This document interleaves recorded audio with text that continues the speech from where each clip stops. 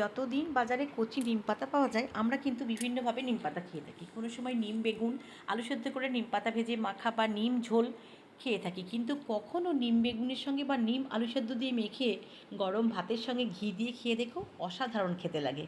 তো যাকে আজকে আমার একটু আলু ভাজা খেতে ইচ্ছে করেছিল, তাই গোল গোল করে একটু আলু ভাজলাম। সর্ষের তেল গরম করে অল্প নুন দিয়ে আলুগুলো লাল করে ভেজে নিয়েছি। একটা শুকনো লঙ্কা ভেজে নিয়েছি তেলে, উপর থেকে একটু পোস্ত ছড়িয়ে দিয়েছি। এই গরম আলু ভাজার সঙ্গে শুকনো লঙ্কা দিয়ে ভাতের সঙ্গে মেখে কিন্তু বেশ ভালো লাগে। নিম পাতাগুলো দেখো এখানে ছাড়িয়ে নিয়েছি, যে নিম পাতাগুলো কচি ছিল সেগুলো নিয়ে নিয়েছি। তারপরে একটু হাতের সাহায্যে নিম পাতাগুলো ছোটো ছোটো করে ছিঁড়েও নিয়েছি। একটা বেগুন নিয়েছি, বেগুনটা কিন্তু প্রায় শুকিয়ে গেছে, তো যাই হোক দেখলাম নিম বেগুন করা যাবে। বেগুনটা পরিষ্কার করে ধুয়ে ছোটো ছোটো করে কেটে নিয়েছি। নিম পাতা ছাড়ানো হয়ে গেছে, বেগুনও কাটা হয়ে গেছে। সর্ষের তেল গরম করে অল্প একটু নুন দিয়ে দিয়েছি। তারপর নিম পাতাটা দিয়ে দিয়েছি। নিম পাতাটা গ্যাসের ফ্লেমটা অফ করে দিয়েছিলাম চাটুটা গরম হয়ে যাবার পর।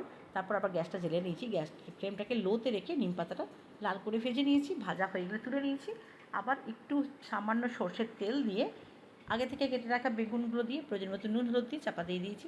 মিনিট 2-3 রান্না করে নিয়েছি। বেগুনটা নরম হয়ে গেছে, বেশ ভাজা ভাজা হয়ে গেছে। এবার ভেজে রাখা নিম পাতাটা উপর থেকে ছড়িয়ে দিয়ে আর একটু নেড়ে নামিয়ে নিয়েছি এই নিম বেগুন। তো দেখো সেই নিম বেগুনটাও নিয়ে নিয়েছি। করেছিলাম আজকে মাছের ঝোল, মাছের ঝোলটাও নিয়েছি। একটু আমের টক করেছিলাম, আর 1 গ্লাস জল তো ছিলই। এই ছিল আজকে আমার ছোট্ট লাঞ্চের আয়োজন। কেমন লাগলো কমেন্ট করে জানিও, ভালো লাগলে লাইক করো।